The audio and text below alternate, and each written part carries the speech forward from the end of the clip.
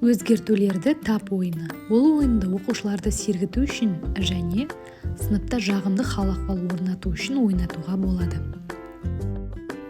Алдымен оқушыларды жұпқа бөлесіз. Әр оқушы өз жұбына қарама-қарсы тұрып, бір-біріне қарап алады. Енді сырт айналып, бір-біріне арқа беріп, яғни теріс қарап тұрады. Одан соң сыртқы пішініне қандай да бір үш өзгерту енгізеді. Бұл жерде оқушылар шаштарының жатуын өзгертіп, сыртқы киімін, сағатын, сырға немесе көзілдірігін шешіп, киіп, сыртқы пішіндерін өзгертулері керек болады.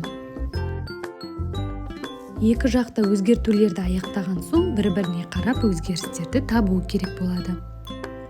Бұл ойын оқушыларға өте қызықты әрі олардың көңіл-күйлерін көтереді. Бұл ойын түрі ұнаса, сабақта қолданып көріңіз және лайк, комментарий қойып тіркелуді ұмытпаңыз.